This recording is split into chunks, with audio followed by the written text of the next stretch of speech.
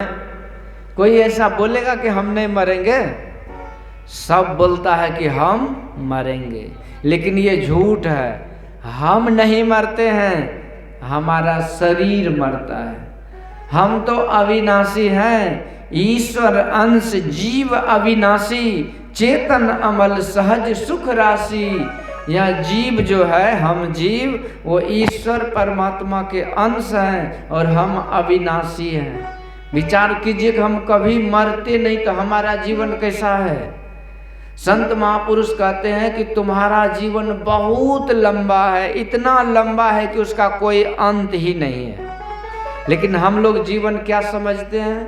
तो हम लोग इसी जीवन को जीवन समझते, 60, 70, 80, 90, 100 साल का जो जीवन है उसी को जीवन समझते हैं और उसी के लिए सब कुछ करते हैं। पर संत महापुरुष कहते हैं इस जीवन के बाद भी जीवन है, बाद भी जीवन है, नहीं सब दिन का जीवन है ये। क्योंकि आत्मा जब कभी मरता नहीं तो जीवन कहाँ से पूरा होगा? जीवन भी अनंत है। तो इसीलिए अब मान लीजिए कोई आज पेट भरने के लिए काम कर ले और कल के बारे में नहीं सोचे तो उसको आदमी बुद्धिमान कहता है? उसको कहता है कि ये अनपढ़ है, गंवार है। क्यों? क्योंकि तो घर द्वार मकान दुकान के बारे में कुछ सोचता नहीं, लूट के लाओ कुट के खाओ, ये हिसाब वाला आदमी को बुद्धिमान थोड़ी कहा गया है। लेकिन हम लोग सब वही हैं। क्यों? क्योंकि हम लोग आज के लिए सोचते हैं। मतलब आज का मतलब क्या कि हम लोग इस जीवन के लिए सोचते हैं, परंतु इसी जीवन भर जीवन नहीं है, इसके बाद भी बहुत लंबा जीवन है। गुरु महाराज एक प्रवचन में कहते थे कि जो व्यक्ति, हमारा उम्र है 76 साल, मतलब गुरु महाराज का उम्र था उस समय उतना, तो गुरु महाराज कहते हैं जो व्यक्ति मेरे उम्र का हो करके भी यदि आगे के जीवन का नहीं सोचता है तो दूध पिया बच्चा के समान है। मतलब 76 साल का होकर के भी यदि अगले जीवन के बारे में नहीं सोचता है तो जानिए वो अंडा डिमा के तरह वो बच्चा भी नहीं है, क्योंकि उसको बोध नहीं है। इसीलिए संत महापुरुष कहते ये जीवन के बाद भी जीवन है, बहुत जीवन है, बहुत लंबा जीवन है। इसलिए हर जीवन में सुख मिले, शांति मिले, उसके लिए सोचना चाहिए। लोग कहते हैं हमको फुर्सत नहीं है, आगे के बारे में सोचने के लिए फुर्सत नहीं है। कौन जानता है क्या होगा नहीं होगा? एक दोहा है कि जावत जीवेत सुखम जीवेत ऋणम कृत्वा घृतम पिबेत भस्मीभूत शरीरस्य पुनरागमन कुतो भवेत। कहते जब तक जियो घी पियो, ऋण लेकर के भी घी पियो, बोलो कर्जा लेकर के भी घी पियो। क्यों?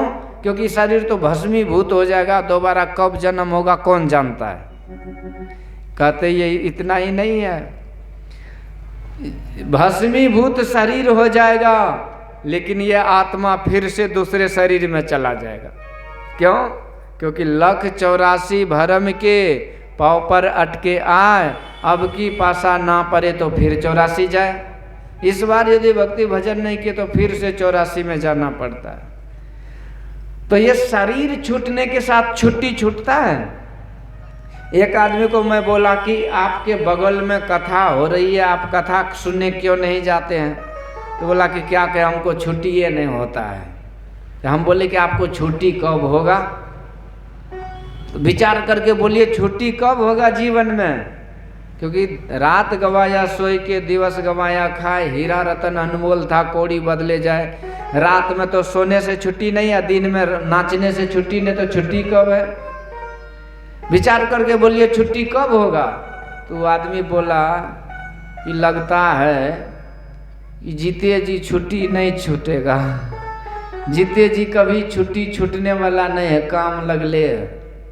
तो मैं बोला तो छुट्टी कब होगा? तो बोला कि मरने के बाद ही लगता है छुट्टी छूटेगा, मतलब मरने के बाद ही छुट्टी मिलेगा। तो मैंने कहा देखिए संत लोग कहते मरने के बाद छुट्टी नहीं मिलती है, ड्यूटी लगती है। तो कहते कौन सा ड्यूटी लगेगी? कबीर साहब कहते दीवाने मन भजन बिना दुख पैहो, पहला जन्म भूत का पैहो, 7 जन्म पछतैयो।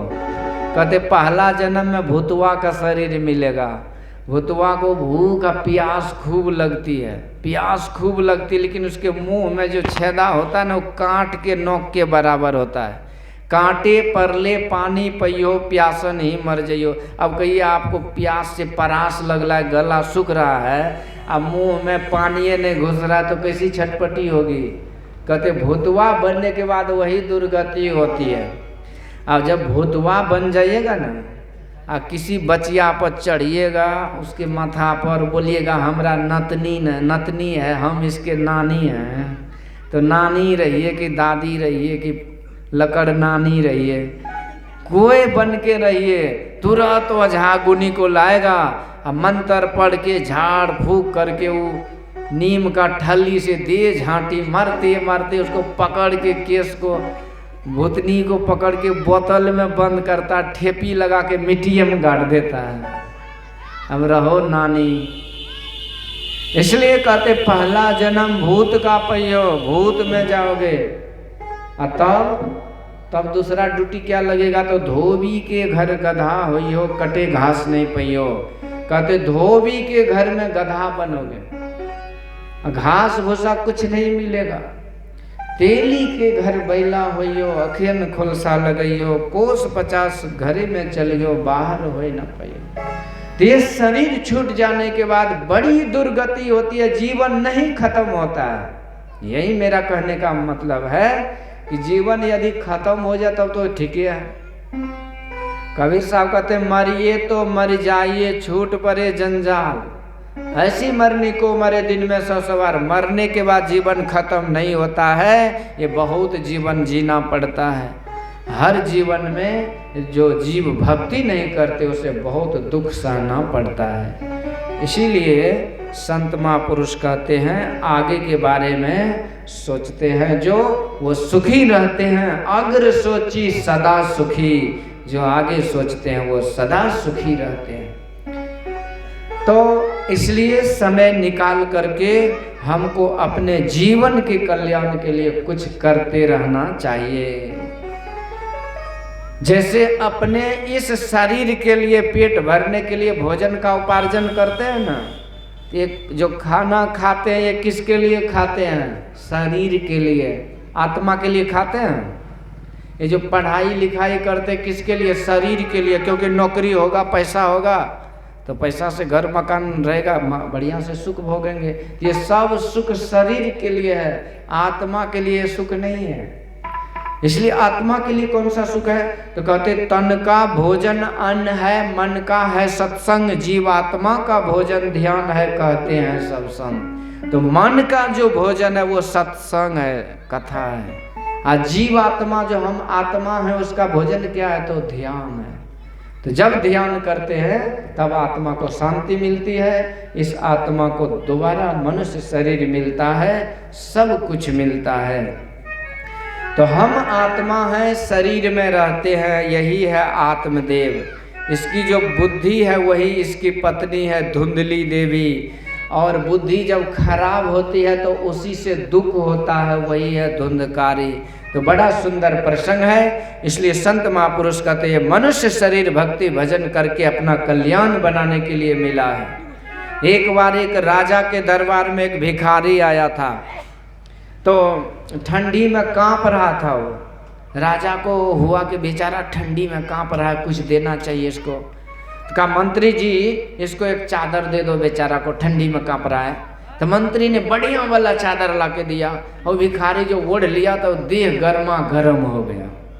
भिखारी आगे बढ़ गया, पर संजोग से देखी कि उसके नाक में जो गंदगी आई ना, तो उसी चादर से पोंछ लिया।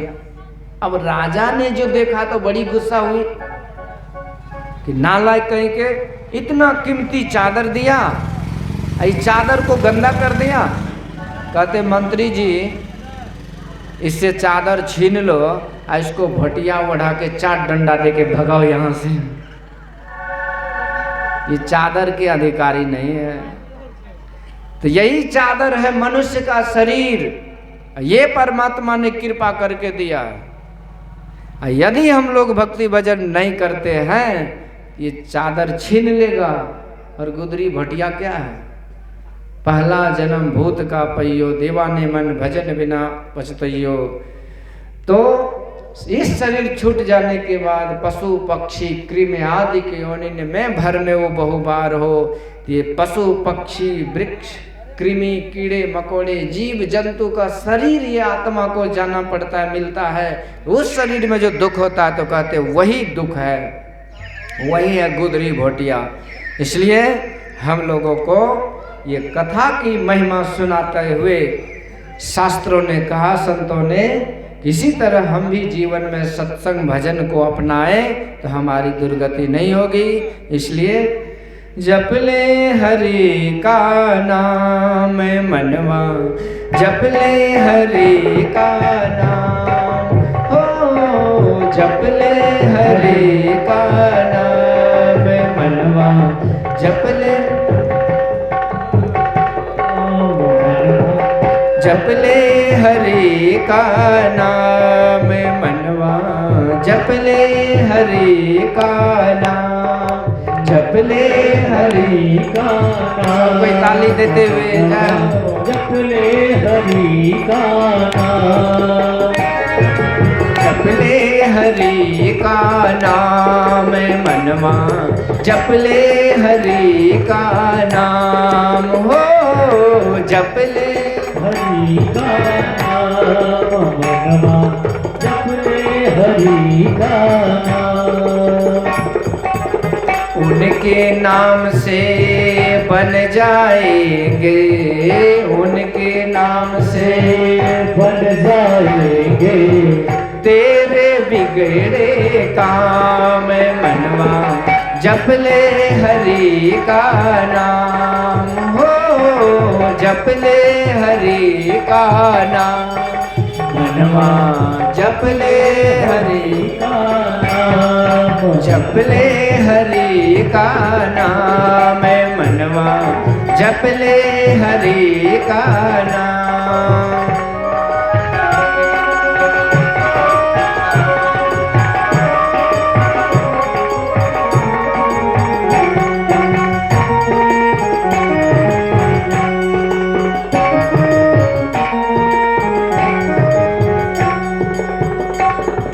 नाम तो वो धन है देखो, निर्धन को धनवान बना दे। नाम तो वो धन है देखो, निर्धन को धनवान बना दे। नाम ही नर को नारायण की एक पहचान करा दे।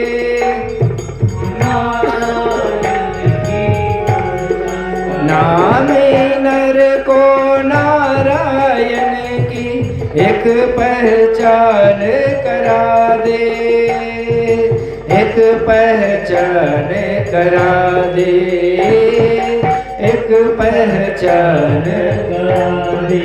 मतलब एक है राम कहे तू, मतलब एक है राम कहे तू, या कह ले घन श्याम मनवा, जप ले हरि का नाम, हो जप ले हरि का नाम मनवा, जप ले हरि का नाम, जप ले हरि का नाम मनवा, जप ले हरि का नाम। बोलिए भागवत भगवान की। तो ऐसे नाम जप करने से जीव का कल्याण होता है। आगे कथा में मैं सुनाता हूँ। यहाँ भागवत महापुराण की कथा में सबसे पहले व्यास जी महाराज ने ये भागवत की रचना की थी और अपने पुत्र सुखदेव जी को सुनाए थे। सुखदेव जी सुग्गा से जन्म लिया था। अब कहिए सुग्गा क्यों सुखदेव जी बन गए? यही कथा की महिमा है। एक बार नारद जी को लगा कि भगवान शिव के दरबार में बड़ी शांति है। देखिए अब ये शिवरात्रि के उपलक्ष्य में कथा हो रही है ना।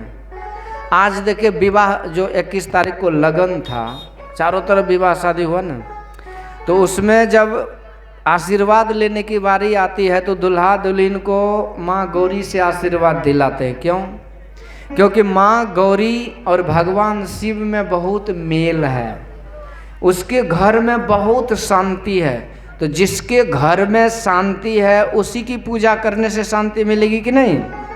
इसीलिए हम शिव मंदिर में माँ पार्वती गौरी माँ का आशीर्वाद लेते कि हमारे पारिवारिक जीवन में भी सुख और शांति मिले। तो कारण भी है कि देखिए भगवान विष्णु के घर में भी झंझट है। एक बार की बात है, लक्ष्मी महारानी श्रृंगार कर रही थी, 16 श्रृंगार सज रही थी। उसी समय भगवान नारायण आए और हंसने लगे, अरे देवी क्या श्रृंगार पेटार कर रही हो। अब लक्ष्मी महारानी नाराज हो गई, कहते प्रभु लो मैं आप मेरे ऊपर हंस रहे हो, इसलिए लो मैं श्राप देती हूँ कि आप घोड़ा बन जा। तो भगवान का ये हयग्रीव अवतार हुआ था घोड़ा के रूप में। लक्ष्मी महारानी ने श्राप दिया, झगड़ा हुआ तब ने श्राप दिया। अब देखिए ब्रह्मा जी एक बार पुष्कर में यज्ञ कर रहे थे, यज्ञ तो यज्ञ जब कर रहे थे तो ब्राह्मणी जो थी ना उसकी पत्नी, तो उसको आने में देरी हो गई। यज्ञ तो दोनों मिल के किया जाता है। तो ब्रह्मा जी क्या किए, तो गौ होता है ना गौ माता, तो गौ माता से ही गायत्री देवी को प्रकट करके उसके साथ ही यज्ञ कर लिए। अब ब्रह्मा जी की जो पत्नी थी और उसको जब पता चला कि हमारे बिना ही इन्होंने यज्ञ किया है तो श्राप दे दिया। बोला कि हाँ आपने मेरे बिना यज्ञ किया, इसलिए मैं श्राप देते हूँ कि आपकी पूजा कहीं नहीं होगी। इसलिए देखिए भगवान शिव का मंदिर है, भगवान कृष्ण का, भगवान राम का, भगवान विष्णु का मंदिर है, लेकिन ब्रह्मा जी का मंदिर देखे हैं? कोई देखे ब्रह्मा जी का मंदिर? पर वो भी उसी तरह के देवता हैं, लेकिन उसका मंदिर क्यों नहीं है? इसलिए नहीं कि उसके घर में झगड़ा है, श्राप मिला था इसलिए उसकी पूजा नहीं होती। एक ही मंदिर है, वो भी है पुष्कर में राजस्थान में, बाकी कई पूरे भारत में मंदिर नहीं है। तो उसके घर में भी झगड़ा है, भगवान नारायण के घर में झगड़ा है, ब्रह्मा जी के घर में झगड़ा है, पर भोला बाबा के घर में झगड़ा है? कहते बिल्कुल नहीं है। भोला बाबा के घर में बहुत शांति, लेकिन वहाँ सब झगड़े वाला चीज़ है, लेकिन झगड़ा नहीं है। जैसे देखिए भोला बाबा का सवारी क्या है? मारुति कार, तब बसहा बैल की सवारी करते हैं। भोला बाबा की सवारी बसहा बैल, और गौरी माता की सवारी सिंह की सवारी है ना। दुर्गा गौरी लक्ष्मी ये पार्वती काली ये सब एक ही रूप है। तो सिंह पर शेरा वाली बोलते हैं, तो शेरा वाली शेर की सवारी करने वाली कौन है? तो गौरी माता। अब कहिए शेर में और बसहा में दोस्ती हो सकता है? शेर तो ऐसे ही बसहा को खा जाएगा ना, लेकिन उस घर में नहीं खाता है, वो शांति है। अब देखिए भोला बाबा के गले में सांप का माला है, पर जो भोला बाबा का बेटा है कार्तिक भगवान, उसका सवारी क्या है? उसका सवारी है मोर। तो मोर जो है ना, मोर जो पक्षी है वो कोई भी सांप को खा जाता है, सांप को निगल जाता है। लेकिन भोला बाबा के गले में सांप है, अब भोला बाबा के बेटा के सवारी मोर है, लेकिन वो मोर सांप को नहीं खाता है। अब देखिए गणेश भगवान का सवारी क्या है? चूहा, मतलब मूषक जी महाराज है ना, उसका सवारी चूहा पर न गणेश भगवान बैठते हैं। पर चूहा गले में, भगवान के गले में है सांप, तो सांप का नाश्ता तो चूहा है, लेकिन वहाँ नहीं खाता एक दूसरे को। तो घर में सब कुछ झगड़ा वाला चीज़ है, लेकिन झगड़ा नहीं होता। क्यों? क्योंकि भगवान माँ पार्वती भी साधना की थी। अब कहिए कि माँ पार्वती ने कौन सी साधना की थी, उसका कौन गुरु हुए? पता है? नहीं पता है ना। तो माँ पार्वती के गुरु थे देवर्षि नारद जी। सती महारानी जब जल गई थी ना, तो वही अगले जन्म में पार्वती बन करके आई राजा हिमाचल के घर में, हिमालय के घर में। हिमाचल प्रदेश उसका राजधानी था। हिमालय की पुत्री थी पार्वती महारानी। हिमालय को पत्थर बोलते हैं न, शिला, इसीलिए पार्वती महारानी का एक नाम है शैलपुत्री। अब भगवान शिव के मस्तक पर वो चंद्रमा घंटा शोभता है, तो वही चंद्रमा माँ पार्वती के मस्तक पर भी शोभता है, इसीलिए दूसरा नाम है चंद्र घंटा देवी।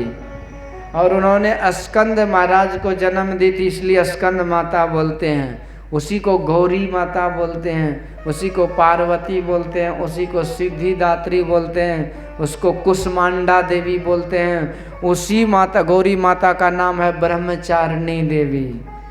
तो संयमित रह करके उन्होंने गुरु धारण करके और गुरु से जुक्ति लेकर के साधना किए थे। किसे प्राप्त करने के लिए?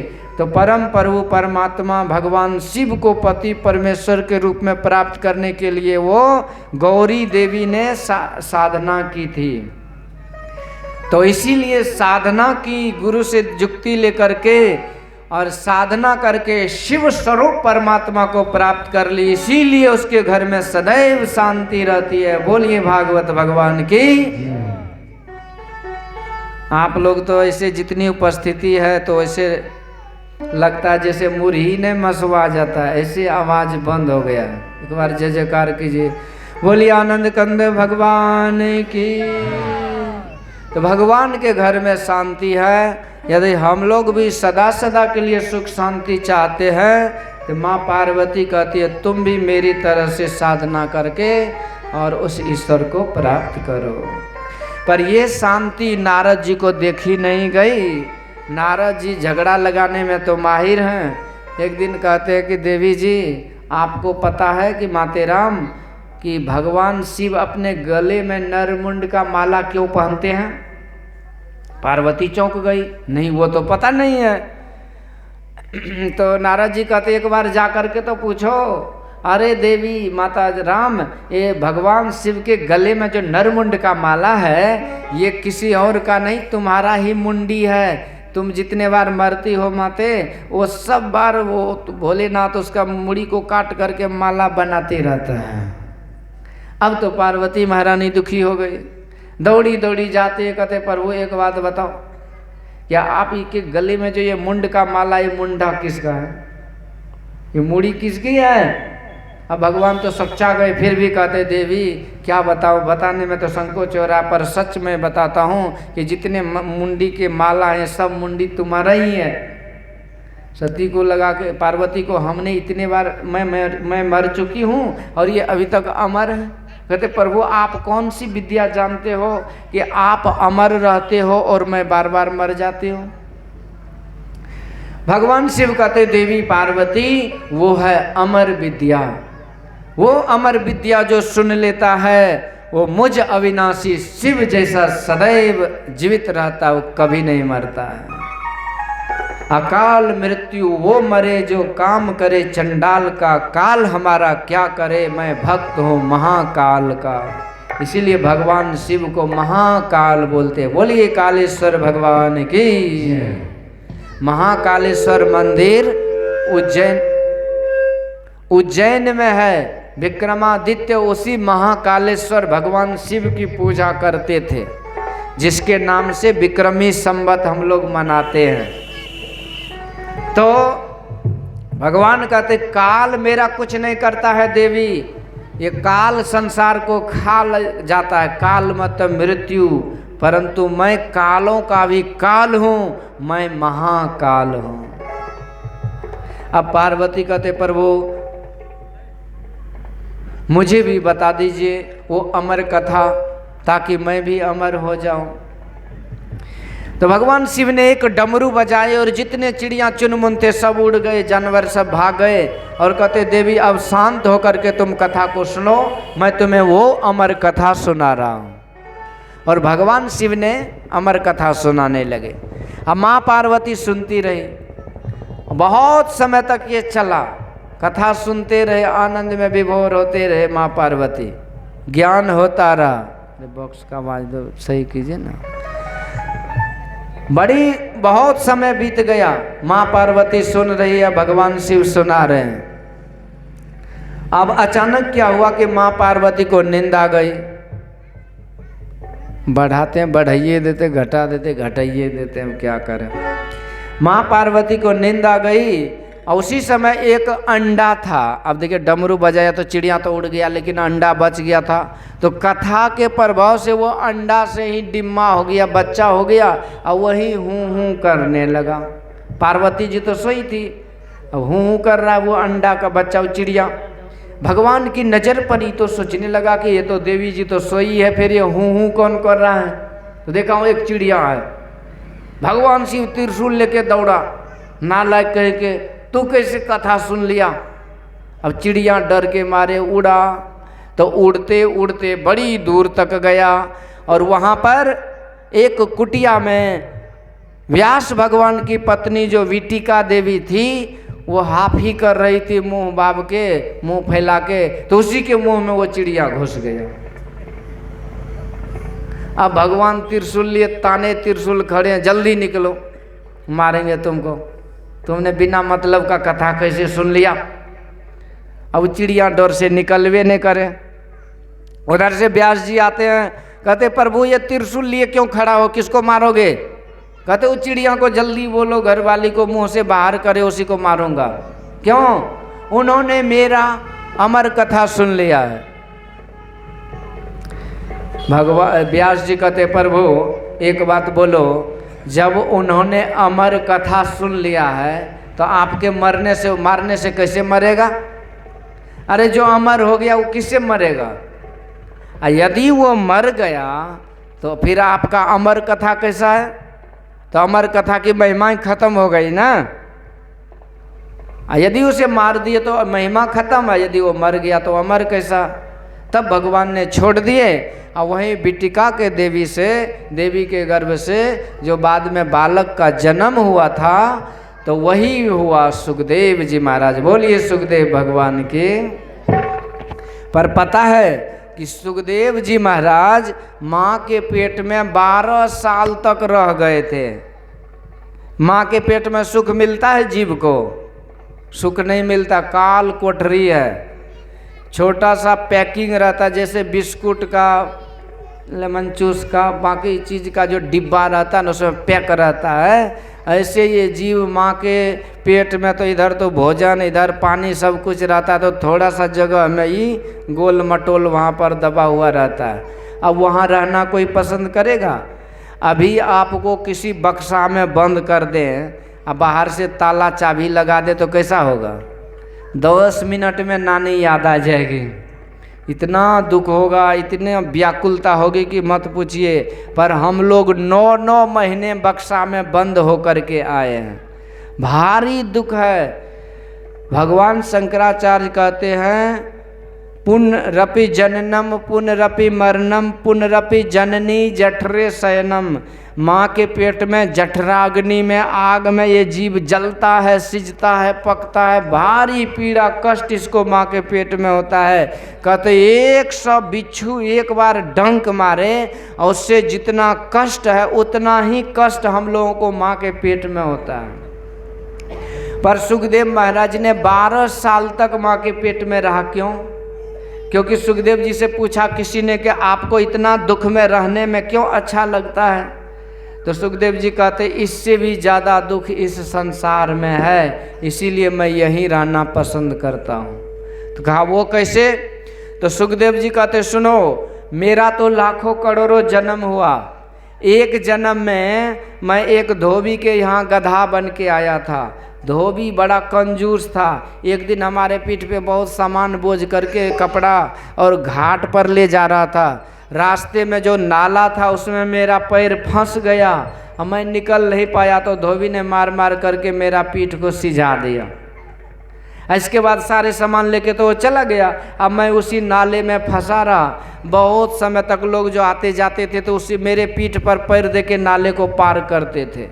इतना दुख मुझे हुआ, बाद में मैं तड़प तड़प करके भूखे प्यासे उसी नाले में मर गया। तो भैया मैं तो संसार में बहुत दुख भोगा, इसीलिए मैं सोचता हूँ इस संसार में जाके क्या करूँगा जहाँ दुख ही दुख है, इसीलिए मैं माँ के पेट में बैठा हुआ। तो सुखदेव आचार्य दुख के डर से गर्भ से माया त्यागी हो, तो गर्भ माँ के गर्भ में ही वो माया का त्याग कर दिए थे। तब भगवान ने कहा था बेटा तुम संसार में आओ, मेरा आशीर्वाद है, मेरी भक्ति करो तो मेरा भक्त बनोगे, तुम माया में नहीं पड़ोगे। इतना जब भगवान ने आश्वासन दिया तब सुखदेव भगवान ने 12 बरस के बाद माँ के पेट से छुट्टी लिए और संसार में आए। श्री सद्गुरु। तो ये संसार का ये नियम। तो इस तरह से यही सुखदेव जी महाराज को व्यास जी ने कथा सुनाई थी और यही सुखदेव जी ने ये कथा परीक्षित को सुनाया। अब कहिए परीक्षित को कथा क्यों सुनाया? तो परीक्षित को भी श्राप लग गया था कि 7 दिन में ये मर जाएगा। तो इसीलिए परीक्षित ने 7 दिन अनशन व्रत लेकर के कथा सुना था। अनशन मतलब निर्जला, निर्जला एकादशी करते हैं ना। एगो माता जी थी, बोली कि बाबा हम निर्जला एकादशी खूब करते लेकिन मेरे पेट में गैस खूब होता है। तो मैं बोला क्यों, कुछ नहीं खाते हैं तो गैस क्यों होता है? तो बोली कि हम कुछ और नहीं खाते हैं लेकिन 10 बार चाय पी लेते हैं, सब कुछ छूट जाता है। व्रत करते हैं लेकिन चाहिए नहीं छूटता, तो कौन सा व्रत हुआ? अरे व्रत तो तभी भंग हो गया जब आप कुछ खा लिए। तो चलिए छोड़िए। तो व्रत बहुत करते हैं, परंतु सुखदेव जी ने निर्जला व्रत किया था। निर्जला मतलब 7 दिन तक न अन्न खाए थे न पानी पिए थे, केवल कथा सुने थे। क्यों? इसलिए कि उनको श्राप लगा था कि आज के 7वें दिन उसकी मृत्यु हो जाएगी तक्षक नाग के डसने से, इसलिए उन्होंने सुना।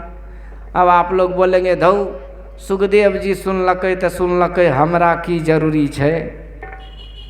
ये भी बोल सकते हैं ना, हमको क्या जरूरी है, हम थोड़े मरने वाले हैं। तो देखिए आदमी 7 दिन में मरता है। दिन कितना होता है? रविवार से शनिवार तक कै गो दिन हुआ? 7। आदमी मरता किस दिन है? 7 दिन में ही मरता है और 7 दिन में ही जन्म लेता है। कौन सा दिन आ जाएगा अंतिम दिन ये पता नहीं है। कबीर गर्व न कीजिए, काल गहे कित केस, और ना जानो कब मारी हो क्या घर क्या परदेश। कब वो काल खा जाएगा कहना मुश्किल है। लोग कहते हैं कि घर पहला मंजिल बना लिए हैं, 2 मंजिला मकान का लेंटर तक हो गया है, अब छत पीट देंगे तब देखेंगे कुछ करने का भक्ति भजन। और छत पीटने से पहले खुदे पिटा जाते हैं। राम नाम सत हो जाता, वो घर में कौन रहेगा? घर बना लिया, बहुत कौड़ी कौड़ी जोड़ करके बड़का मकान बना लिया, गृह प्रवेश की तैयारी हो गई, घर में डेंटिंग पेंटिंग हो गया, अब सत्संग भजन का भी सब कुछ हो गया, सब लोग बैठे हैं, भोजन पार्टी साटी चलने वाला है। क्या होगा? तो फित्ता कटेगा और गृह में प्रवेश होगा। मालिक उधर से आने वाले हैं, अब वो घर में प्रवेश करेंगे, फिर पार्टी चलेगा, खाना पान चलेगा, खान पान। सब लोग इकट्ठे हैं घर में, अब फीता कटने वाला है, और उसी समय वो मालिक का रसीद कट गया, मालिक मर गया, राम नाम सत हो गया। तब क्या होगा? तो 5 नौबत बाजती होत 36 राग, 100 मंदिर खाली पड़ा बैठन लागे काग। सब खाली हो गया। तो घर के कहत सवेरे काढ़ो, भूत होए घर खई है, अजहो मूड करो सत्संगति, संतन में कुछ पहिए, जा दिन मन पंछी उड़ जाइए। अभी तो घर का उद्घाटन होने वाला था, कितना मेहनत से घर बनाए, आज जैसे मर जाएंगे तो घर वाले बोलेंगे इसको जल्दी श्मशान ले जाओ, नहीं तो भूतवा बन के घरे को उजाड़ देगा। अब कहीं जिस घर को दिन रात एक करके घर बनाए, आज घर वाले कह रहे इसको ले जाओ श्मशान, नहीं तो ये घर को बर्बाद कर देगा। तो जो आदमी घर को बनाया आज वही बर्बाद कर रहा है। ये दुनिया का रीत है। इसलिए संत महापुरुष कहते हैं श्मशान घाट चले जाते हैं और ये घाट में रहने का नसीब नहीं होता है। तो कहने का मतलब ये है कि हम लोग कहते कि हम लोग नहीं मरेंगे, पर मरते 7 दिन में ही हैं, पर कब मरते इसका पता नहीं है। इसीलिए हम लोग को भी ये मृत्यु रूपी नागिन फन फैलाए खड़ी है, कब डस ले पता नहीं। इसलिए परीक्षित ने तो 7 दिन अनशन लेकर के कथा सुनाता, यानी कि खाना पीना छोड़ करके। पर हम लोगों को चाहिए कि कम से कम हम लोग खा पी करके भी इस कथा को सुने, तो जीवन मरण का लाभ मिल जाता है। बोलिए भागवत भगवान की।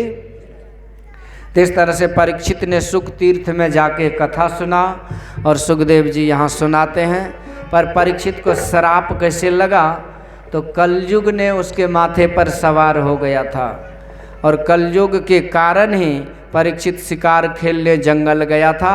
समीक मुनि का बेटा श्रृंगी ऋषि था, उनके श्राप से ये 7 दिन में मृत्यु का श्राप लगा। और यहीं पर श्री सुखदेव जी महाराज ने सुख तीर्थ में आकर के कथा सुनाए।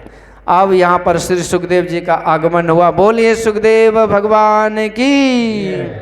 तो ये सुखदेव जी ने क्या कथा सुनाया परीक्षित को, ये हम लोग सुनेंगे कल। तो कल आप लोग इसी तरह से अधिक संख्या में आइए, बाजा उजा भी ठीक हो जाएगा, खूब बढ़िया से कथा होगी। ये नहीं है कि हम पहली बार आप लोगों को कथा सुना रहे हैं, कथा नहीं करने आता है। अभी पूरे साल का कथा बुकिंग है। यहाँ के बाद त्रिवेणीगंज में है, इसके बाद नेपाल में, उधर भागलपुर में, सजोर में, पूरा लिस्ट तैयार है। हजारों की भीड़ आते हैं और कथा सुन करके सराबोर हो जाते हैं। पर यहाँ पर जो है ना, फुल हैस करने के बाद गिने गिनाए देवता सब पहुँचते हैं। पर ठीक है, कोई बात नहीं है। तो कथा तो 2 आदमी के बीच में भी होती है, पर आप लोग निश्चित रूप से आइए, अधिक से अधिक संख्या में आइए, और खूब बढ़िया कथा होगी। गीत नाद भजन कीर्तन के साथ सराबोर हो जाएंगे, इतना विश्वास करके जरूर आइए। यहाँ पर अभी पिछले महीना कंजारा में कथा हुआ था, खूब भीड़ होती है, वहाँ के लोग आते होंगे शायद, अभी आए नहीं। इतनी भीड़ की 3 बजे शाम में मैं कथा शुरू किया, 4 3 7 7:30 हो गया था, यानी कि 4.5 घंटे 5 घंटे कथा हो गई। और लोग ऐसे बैठे थे जैसे लगा कि अभी तुरंत शुरू हुआ है। अब हमको मने मन हुआ कि बकरिया के जान जाए आ खैबैया के सवादे नहीं, तो बकरी के जान जाए खबैया के सवादे नहीं। अब उनको लगा, हमको बैठते बैठते तो गला बैठ गया, घुटना में दर्द। और वो लोग 5 घंटे बैठने के बाद भी टस से मस नहीं होता था। तो ये कथा की बहुत बड़ी महिमा है। आपको मन तो नहीं लगेगा ये, पर मन का कहा हुआ कीजिए नहीं तो मन जो है ना इतना धोखेबाज है ना। मन का कहा न कीजिए, मन है पक्का चोर, ले जाएगा बीच दरिया में नदी में, अब बांध देगा छोड़। इसीलिए मन यदि नहीं लगे ना, फिर भी यहाँ आइए। 1 घड़ी आधो घड़ी, आधो में पुण्याद, और तुलसी संगत साधु की हरे कोटि अपराध। यहाँ जो मैं आया, अब पता नहीं कैसे आ गया, क्योंकि यहाँ पर हमको 3 जगह का समय दिया हुआ था सत्संग का, वो तीनों को कैंसिल करके आया हूँ। अब जब मैं यहाँ श्रोता को नहीं देखता हूँ तो मने मन बड़ी पछतावा होती है, कितना बड़ा सत्संग छोड़ के आया और मेरा कैसे दिन खराब हो गया। श्री सतगुरु।